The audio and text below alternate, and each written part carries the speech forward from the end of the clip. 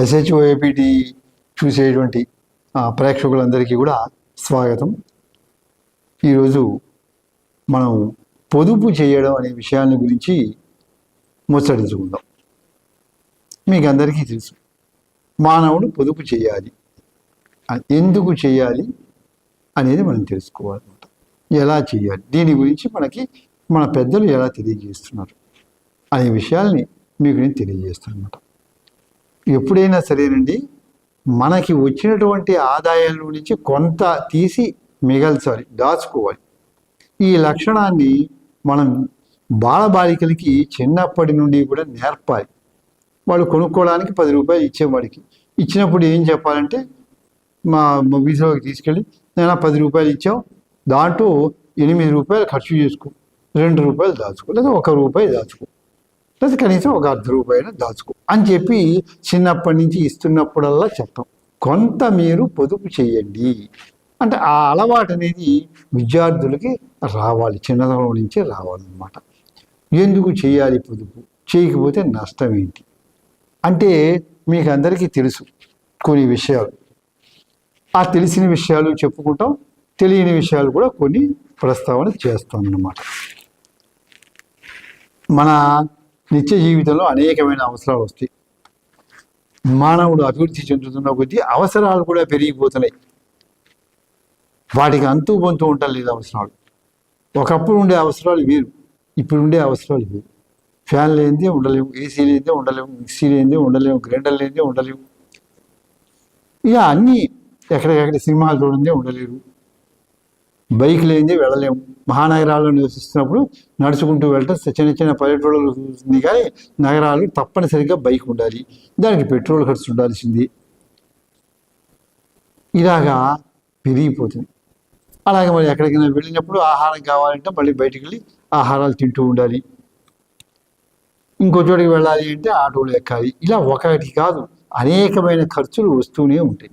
ఏదైనా చిన్నపాటి అనారోగ్యం వచ్చింది అంటే వెంటనే డాక్టర్ గారి దగ్గరికి వెళ్ళటం, హాస్పిటల్స్కి వెళ్ళటం, ఆ కార్డు తీసుకోవడం, మరి అక్కడి నుంచి మందులు కొనుక్కొని టెస్ట్ చేయించుకోవడం, ఏదైనా ఉంటే మళ్ళీ టెస్టులు చేయించుకోవడం, వాటి ద్వారా మందులు రాస్తే వాడుకోవడం, మళ్ళీ రెగ్యులర్ చెకింగ్ వెళ్ళటం. ఒకటి కాదు, ఇలా అన్ని విషయాల్లోనూ కూడా విపరీతంగా వస్తున్నాయి అన్నమాట. ఖర్చులు ఖర్చులు ఖర్చులు ఖర్చులు పెరిగిపోతున్నాయి. వీధిలోకి వచ్చాడంటే మానవుడు ఖర్చు ఖర్చు ఖర్చు ఖర్చు. ఖర్చు లేకుండా మనం బజారుకి వచ్చి వెళ్ళలేం. ఏదో నిత్యావసర వస్తువులు కొనుక్కుంటాం, బాగానే ఉంటుంది. అలాంటి పరిస్థితి ఇవి కాకుండా అనూహితంగా అంటే మనం ఊహించని విధంగా కూడా ఖర్చులు వస్తుంటాయి. ఒక్కొక్కసారి తప్పనిసరిగా ఎవరో ఇంటికి వస్తారు, గబక్కని ఏదో ఇస్తారు, వాళ్ళకి ఏదో ఇచ్చి పంపిస్తాం మనం అనమాట. అంటే ఇవ్వటం అంటే మంచి లక్షణమే, కానీ ఏంటి మనం అనుకోలేదుగా వాళ్ళు వస్తారని, అందుకని మనం ఉంచిన దాంట్లో నుంచి తీసుకుంటా వాడే సర్దుతాం. ఇలా చాలా ఆ పరిస్థితులు మారిపోతూ ఉంటాయి అన్నమాట రోజు రోజుకి. అలాగే కళ్ళజోడు దెబ్బతింది అంటే మళ్ళీ వెళ్ళడం, మళ్ళీ టెస్ట్ చేయించుకోవడం, మళ్ళీ కళ్ళజోడు తీసుకోవడం ఖర్చు. ఈ ఖర్చుల గురించి మీకు బాగా తెలుసు కనుక నేను ఇంకా వివరణ ఇవ్వక్కర్లా. కనుక ప్రతి మానవుడికి ఇన్ని ఖర్చులు వస్తూ ఉంటాయి. కనుక పొదుపు చేయాలి. అయితే ఎలా చేయాలంటే మనకి అవసరాలు చంపుకుని లేకుండా పొదుపు చేయమని ఎవరు చెప్పరు. పొదుపు అంటే ముందు మన అవసరాలు తీరాలి. ఈ అవసరాల్లో ఏంటంటే మనకి మినిమం ఏంటి, లగ్జరీ ఏంటని చూసుకోవాలి. మన మినిమం ఏం కావాలో వాటిని పెట్టుకోవాలి. లగ్జరీ ఎంతవరకు అంతవరకు, అంతేగాని మన లగ్జూరియస్ లైఫ్ కనుక అలవాటు పడిపోతే అవి లేని ఉండలేను, తినలేను అనుకుంటే కష్టం అవుతుంది. ఒకసారి ఉండలేని పరిస్థితి వస్తుంది. కనుక మన మానవుడు తన జీవితానికి కావలసిన సౌకర్యాలన్నీ పొందాల్సింది. అసౌకర్యంగా బాధగా మనం అడ్జస్ట్ చేసుకుంటూ ఉండక్కర్లా. సౌకర్యాలన్నీ పొందాలి. పొంది మనం ఇంకా ఎక్సెస్ ఎక్కడ పెడుతున్నాము, అనవసరంగా ఎక్కడ కొంటున్నాము, వస్తువులు కానీ వాహనాలు కానీ ఏవైనా సరే, పుస్తకాలు అనవసరంగా కొంటున్నదంతా దండగి. మనం కొన్న వస్తువుని కొన్నప్పుడు చూసుకోవాలి, దీన్ని మనం వాడతామా, సంవత్సరానికి ఎన్నిసార్లు వాడతాము, తక్కువ సార్లా ఎక్కువ సార్లా, దీని ఉపయోగం ఎంత, దీని మీద ఎంత మనం ఖర్చు పెడుతున్నాము, అన్నిసార్లు వాడేదానికి ఎంతవరకు పెట్టవచ్చు అనేది చూసుకోవాలి. మనం వాడతామా, కొన్ని వస్తువుని మనం వాడకుండా అక్కడ పక్కన పెట్టేస్తే ఇది దండగి. ఇంకా వస్తువు యొక్క ప్రయోజనం ఏముంటుంది, పోయినట్టే, ఆ దమ్ము పోయినట్టే ఈ వస్తువు వాడకుండా ఉంటాం, మనకి లోటు అనేది కనిపిస్తూ ఉంటుంది. వస్తువులు కొనేటప్పుడు మీ అవసరాలని బట్టి సౌకర్యంగా కొనాలి. కానీ మనం ఖర్చు ఎక్కడ అనవసరమైన ఖర్చులేవో అవి తగ్గించుకోమని చెప్పారు. తద్వారా కొంత పొదుపు చేయాలన్నమాట. శాస్త్రాలు ఏం చెప్తున్నాయో ఒకసారి మనం ఆలోచిద్దాం. నేటి ఆధునిక కాలంలో పరిస్థితి గురించి, పొదుపు చేయాల్సిన అవసరం గురించి చెప్పుకున్నాం మనం. అయితే ఈ విషయంలో మన పెద్దలు ఏం చెప్పారు, పురాణం ఏం చెప్తుంది, శాస్త్రాలు ఏం చెప్తుంది, అవి ఏ రకంగా కోయిన్సైడ్ అవుతుంది అంటే వాళ్ళు కూడా ఈ విషయాల్ని చెప్పారు అన్నమాట. పొదుపు చెయ్యండి అనే విషయాల్ని వాళ్ళు కూడా చెప్పారు. ఏదయ్యా అంటే ఇదమేవ హి పాండిత్యం ఆయాద్ అల్పతరో వ్యయ అంటాడు ఒక చోట సూక్తులు. ఏంటయ్యా అంటే పాండిత్యాన్ని సంపాదించమన్నాడు. పాండిత్యం అంటే ఏంటి అంటే ఒక్క ముక్కలో చెప్పాడు అనమాట. ఏం లేదు నాయన, పాండిత్యం అంటే మనకి వచ్చినటువంటి ఆదాయం కంటే ఖర్చులు తక్కువ ఉండాలి. మనం ఆదాయాన్ని రాసుకుంటాం ఒక లిస్టు, పక్కన ఖర్చులు ఇంకో టేబుల్ వేసుకుంటాం అనమాట. ఒక గళ్ళు కొట్టి గీసుకున్నప్పుడు ఏం చేయాలి, ఆదాయం కంటే ఖర్చులు తగ్గాలి. ఆదాయం 10 రూపాయలు మిగలాలి. ఒక 100 నెలకి దాచి పెడతాం, ఒక 1000 దాస్తాం, 500 దాస్తాం, మనకు వచ్చే బడ్జెట్ని బట్టి ఉంటుంది. అది ఎంతో కొంత కనీసం ఒక 10 రూపాయలైనా ఒక 50 రూపాయలైనా పక్కన తీసి పెట్టేసాం మేము వాడము అని చెప్పి. అది చేయాలి పొదుపు అంటే. కనుక ఏం చేయాలంటే మనకి వచ్చే ఆదాయం కంటే ఖర్చులు పెరగకూడదు. ఖర్చులు పెరిగిపోయి ఆదాయం చాలదు అనే లోటు అనేది పడకూడదు. అదే పాండిత్యం. తెలివితేటలు అంటే ఏంటి, ఇదే మనకు వచ్చిన ఖర్చు కంటే ఆదాయం ఎక్కువ ఉండాలి. అలా మేనేజ్ చేసుకోవడమే మనకేమవుతుంది, దాన్నే పాండిత్యం అంటారని చెప్పారు మన సూక్తుల్లో. ఇక మనం పురాణంలో ఏం చెప్పారని కూడా చూద్దాం అనమాట. మార్కండేయ పురాణంలో వ్యాస మహర్షి ఈ విషయాన్ని గురించి చెబుతాడనమాట. మనకి అక్కడ ఘట్టం ఏం చెప్పాడో మనకు కావాలి, ఆయన చెప్తున్న బోధ ఏంటో కావాలి. వ్యక్తులు అనేది అంత ముఖ్యం కాదు. చాలా ఏళ్ళ క్రితం అనమాట, అబ్బో చాలా పాతకాలంలో, చాలా సంవత్సరాల క్రితం, యుగాల క్రితం సురధుడు అని ఒక రాజు ఉండేవాడు అనమాట. ఆయన వేటకి వెళ్ళాడు, మళ్ళీ వచ్చాడు. ఇలా రాజ్య పరిపాలన చేసుకుంటున్నాడు, వేటాడతాడు, రాజ్య పరిపాలన అన్నీ చేస్తూ ఉండగా ఒకసారి ఏం జరిగిందంటే శత్రువులు దండయాత్ర చేస్తే ఆయన రాజ్యాన్ని కోల్పోయాడు. ఆయన రాజ్యం కోల్పోయి చివరికి తప్పించుకుని పారిపోయాడు. ఒక గుర్రాన్ని ఎక్కి వెళ్ళిపోయాడు అనమాట. నేను వేటకి వెళ్తాను అని చెప్పి ఆ నెపంతో, అంటే శత్రువులందరూ చుట్టుముట్టేశారు, వాళ్ళని తప్పించుకుని పారిపోయాడు అనమాట. అందుకని గవక్కడ పక్క వాళ్ళకి చెప్పేసి వెళ్ళిపోయాడు, అడవిలోకి వెళ్ళిపోయి ఏకాంతంగా తిరుగుతున్నాడు అనమాట. విచారిస్తున్నాడు, అక్కడ తిరిగి విచారిస్తూ ఉండగా అప్పుడు అనుకున్నాడు అనమాట. సరే, మధ్యలో ఇంకొక వ్యక్తి కలిశాడు, సమాధి అనేటువంటి ఒక వర్తకుడు, ఒక వైశ్యుడు కలిశాడు. ఆయన కూడా ఇలాగే బాధపడుతూ వచ్చాడు. వీళ్ళిద్దరూ కలిసి ముచ్చడించుకుంటూ ఆ పక్కనే ఒక ఋషి ఆశ్రమం ఉంటే అక్కడికి వెళ్ళారు అని ఆ కథ చెప్తున్నారు అనమాట. అయితే ఇప్పుడు ఇక్కడ ఆయన ఏమనుకున్నాడంటే ఓ మాట అనుకున్నాడు రాజుగారు, మంచి మాట, అసమ్యక్ వ్యయశీలైస్తై అని చెప్పాడనమాట. కనుక క్షయం కోశో గమిష్యతి అని చెప్పుకున్నాడు ఆయన అక్కడ దీంట్లో అనమాట. అంటే ఈయన రాజ్యాన్ని శత్రువులు ఆక్రమించారు. అయితే ఈయన మంత్రులు, ఆ సేనాధికారులు వీళ్ళందరూ వాళ్ళే ఉంటారు. మళ్ళీ రాజు మారాడు కానీ వాళ్ళు ఉంటారు, వాళ్ళ అధికారాలు కూడా అలాగే ఉంటాయన్నమాట. ఉన్నప్పుడు ఏమవుతుంటే సహజంగా కొన్ని సమయాల్లో ఏం చేస్తారు, రాజ్యాలు మారినప్పుడు ఏం చేస్తారంటే వాళ్ళని మళ్ళీ అది అధికారాలు ఉంచేసి వాళ్ళు సబార్డినేట్స్ అనమాట ఉంచేసి ఏం చేస్తారంటే మీ అందరూ మీ విధులు జాగ్రత్తగా చూసుకోండి, మీ పోస్టులు మీకే ఉంటాయి అని కూడా చెప్తారు. ఒక్కొక్కసారి కొత్త రాజ్యం అని వచ్చినప్పుడు వాళ్ళందరూ ఏం చేస్తారంటే అమ్మయ్య వాళ్ళకి స్వేచ్ఛ వచ్చేసింది అనుకుంటే అప్పుడు స్వేచ్ఛ ఇచ్చేస్తారు. మొదట్లో వాళ్ళందరికీ కూడా ఫ్రీగా స్వేచ్ఛ ఇచ్చేస్తే ఇదిగో ఈ రాజుగారు మనకి మంచి స్వేచ్ఛ ఇచ్చాడు, బాగుంది, ఏ రాజ్యం అయితే ఏంటి మనకి, మన అధికారం మనకు ఉంది కదా అనుకుంటారు. అసంతృప్తి గురిగారు అలా అన్నారనమాట. వాళ్ళు ఏం చేశారంటే స్వేచ్ఛ ఇచ్చేశారు కదా, వాళ్ళు ఇష్టం వచ్చినట్టు ఎవరి వ్యవహారాలు వాళ్ళు చూసి ఏ డిపార్ట్మెంట్లో వాళ్ళు వాళ్ళు ఇష్టం వచ్చినట్టుగా ఖర్చులు పెట్టేస్తున్నారు అనమాట. అందుకని ఈ విషయం ఈ రాజుకు తెలిసింది. సురధుడు అని అరణ్యంలోకి రాజ్యాన్ని కోల్పోయి వచ్చినటువంటి రాజు వివరిస్తున్నాడు అనమాట. నేను రాజ్యాన్ని వదిలేశాను, శత్రువులు ఆక్రమించారు, వచ్చిన రాజులేమో వాళ్ళకి స్వేచ్ఛను ఇచ్చేశారు, వాళ్ళందరికీ కూడా మంత్రులకి, సేనాధిపతికి, వాళ్ళందరికీ కోశాగారి నడిపేవాళ్ళకి వాళ్ళు ఏం చేస్తారంటే ఎట్లా పడితే అట్లా వాడేస్తారు డబ్బుని. అంటే అప్పటిదాకా రాజుగారు ఏం చేశారంటే ఒక నియంత్రణ చేశారు, నువ్వు ఏ ఖర్చు పెడుతున్నావో అంతా నాకు చెప్పాలి, అది మంచి ఖర్చా చెడు ఖర్చా అని చెప్తూ వచ్చారు. ఇప్పుడు లేదు కదా, కొత్త రాజ్యం వచ్చింది కదా. డిగ్రీ, ఇంజనీరింగ్, పీజీ పూర్తి చేసి కూడా ఉద్యోగాలు లేకుండా నిరాశగా ఉన్నారా? బ్యాంకు ఉద్యోగాలైతే బాగుంటాయి కానీ పోటీ పరీక్షల శిక్షణా సంస్థల్లో ఫీజు మీకు భారంగా అనిపిస్తుందా? అయితే ఆలస్యం ఎందుకు? మన వెనిగండ్ల ప్రక్కనే ఉన్న కౌండిన్యపురంలోని కౌండిన్య ఐఏఎస్ అకాడమీలో హైదరాబాద్ నుండి అత్యున్నతమైన ఫ్యాకల్టీతో ఆర్థిక భారం మోయలేని వారికి సేవాభావంతో లాభాపేక్ష లేకుండా కేవలం మంచి ఫ్యాకల్టీతో అతి తక్కువ ఫీజుతో నిర్వహించబడుతున్న మన ఐఏఎస్ అకాడమీలో చేరండి, చేర్పించండి, ఉద్యోగం సాధించండి. వివరాలకు doctor EV Narayana, retired principal, TGPS college, Guntur, founder and chairman cum managing trustee, Guntur, Andhra Pradesh. Cell number 9966112933. వాళ్ళందరూ ఎట్లా పడితే వాడిపోయిస్తారు. అందుకని అంటున్నాడు, అది ఏంటంటే ఖర్చు చేయాలి డబ్బులు. ఎలాగా? సమ్యక్ వ్యయము అంటే లెస్సగా, బాగుగా ఖర్చు పెట్టాలి. అవసరానికి ఉపయోగపడే వస్తువులకి, మన అభివృద్ధికి ఉపయోగపడే వాటికి తప్పనిసరిగా ఖర్చు పెట్టాలి.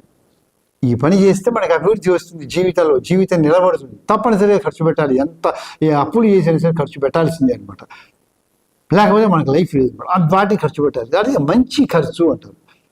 అసమ్యక్ వ్యయము అంటే చెడు ఖర్చులు అనమాట. అవసరం లేనటువంటివన్నీ దండ, తక్కువ దానికి ఎక్కువ పెట్టడం, నిర్లక్ష్యంగా ఉండటం, వదిలేయటం, దుబారా ఖర్చులు చేయడం, వీటిని అంటారు. ఇవి చేయగా ఇది తప్పు.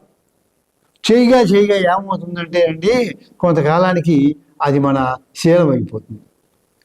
శీలము అనే పదానికి అర్థం ఏంటి అంటే క్యారెక్టర్, నడవడి, ప్రవర్తన అనమాట. అది ఏమైపోతుంది, మనం దుబారా చేసాం ఇవాళ, కొంతకాలం అయింది, మళ్ళీ 2 ఏళ్ళు ఇంకా చేసాం అంటే అప్పుడప్పుడు దుబారాలు చేస్తాం.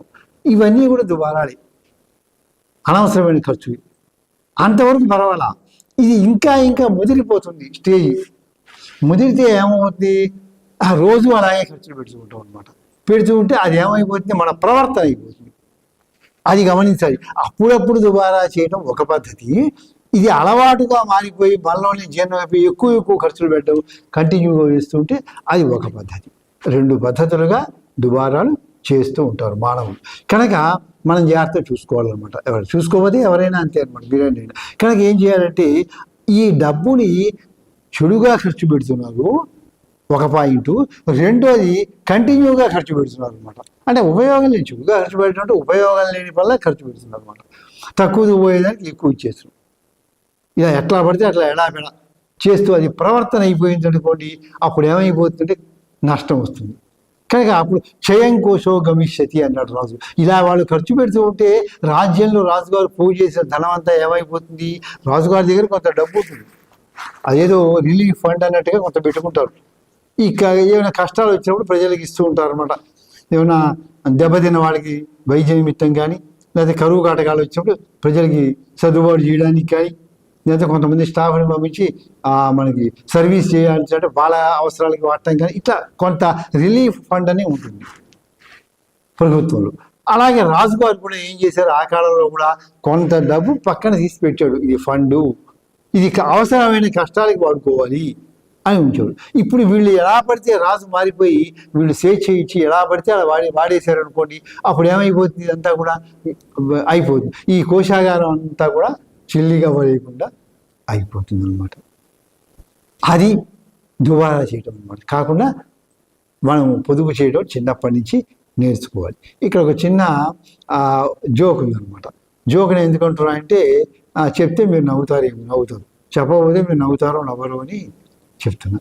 ఏంటంటే, ఒక తండ్రి పోయాడు. ఆ కొడుకు ఏం చేశాడంటే, కార్యక్రమాలు పూర్తి చేసుకుని ఒక లాయర్ గారి దగ్గరికి వచ్చాడు. వచ్చి ఆ కాగితాలు అన్నీ కూడా చూపించాడు అనమాట. తర్వాత చేస్తే అన్నీ పరిశీలించారు లాయర్. పరిశీలించి ఏమన్నారంటే, నాయన మీ నాన్నగారు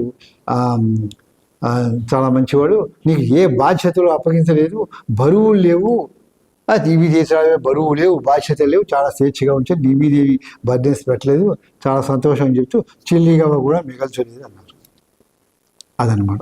బరువులు బాధ్యతలతో పాటు చిల్లిగా కూడా మన తర్వాత తరాల వాళ్ళకి ఇవ్వాలి. అదనమాట. అందుకని నువ్వు స్వేచ్ఛగా ఉండయా, అసలు నీకు బరువు బాధ్యత లేవు అన్నాడు. ఇప్పుడు డబ్బు ఉందనుకోండి, అవి లెక్కేసుకోవాలి కదా, అదంతా పెద్ద రిస్క్, టైం వేస్ట్ కదా. నీకు అది కూడా లేకుండా స్వేచ్ఛగా ఉండిపో అన్నట్ట. అలాగా మనం మిగలకూడదు. కనుక మనం వ్యయాన్ని చూసుకోవాలి, మిత వ్యయం. ఇక్కడ ఒక విషయం ఉంది, అది చెప్పి నేను ముగిస్తాను అనమాట. ఏంటంటే ఈ ఖర్చు చేయటం అనేది ద్వారా అది ప్రమాదమా అని ఆలోచిస్తే ప్రమాదమే. ఎందుకంటే మహాభారతంలో వ్యాసుడు చెప్తున్నాడు. ఏం చెప్తున్నాడంటే లోకంలో 7 వ్యసనాలు ఉన్నాయి, అంటే 7 వ్యసనాలు.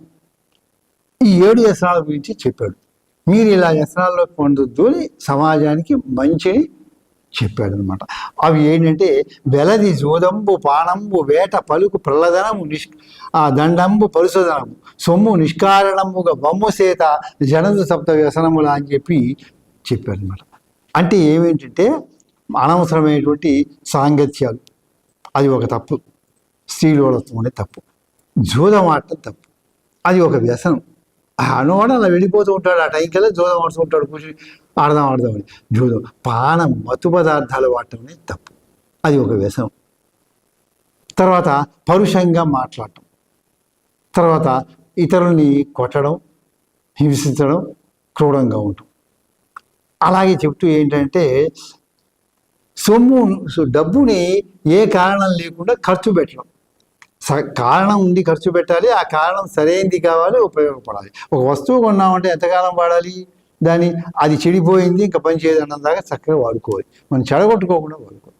కనుక ఆ ఈ సొమ్ము నిష్కారణంగా వ్యర్థం చేయటం, ఇవన్నీ కూడా 7 వ్యసనాలు అని వ్యాసుడు అనే విషయం మనకి చెప్తున్నాం మహాభారతంలో. ఇప్పుడు దీంట్లో విశేషం ఏంటంటే మనం ఆ వ్యసనాల గురించి చెప్పుకోవడం కాదు ప్రధానమైన అంశం.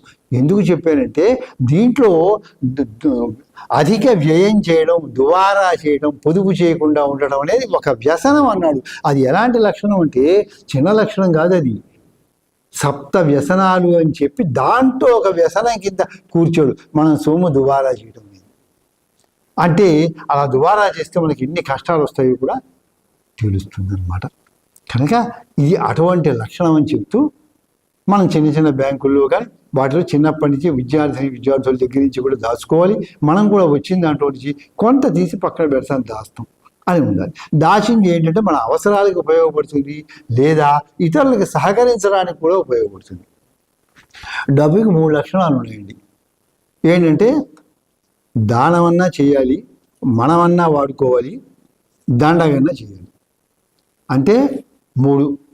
అది నశించిపోవడం, ఇతరులకి సహకారం చేయడం, మనం వాడుకోవడం. మొదటిది మనం వాడుకుని సుఖంగా ఉందాం, అది ఒక పద్ధతి, మంచి పద్ధతి. 2, వాడుకోవడం అంటే మరీ అతిగా కాదు, మరీ అగ్గి తీసుకోవాలి, మామూలుగా అన్ని అవసరాలతో చక్కగా మనం వాడుకోవచ్చు, అది మంచి పద్ధతి. లేకపోతే దానం అంటే ఇంకొకరికి ఎవరికైనా లేని వాళ్ళకి సహాయం చేయడానికి ఉపయోగపడాలి డబ్బుకి. ఈ 2 కాకపోతే 3వ గతి పడుతుంది అన్నాడు. మొదటిది మనము ఉపయోగించుకోక ఇంతలకి ఉపయోగపడకపోతే చివరికి ఏమైతే 3వ స్టేజ్ ఉంటుంది, నాశం. డబ్బు కాస్త నాశం అయిపోతుంది అనమాట, అది పోతుంది. కనుక ఇలా వాడుకోమని మన శాస్త్రాలు కూడా నేటి సమాజానికి అనుకూలంగా చెప్పినాయి, అది పెద్దలు చెప్పిన మాట.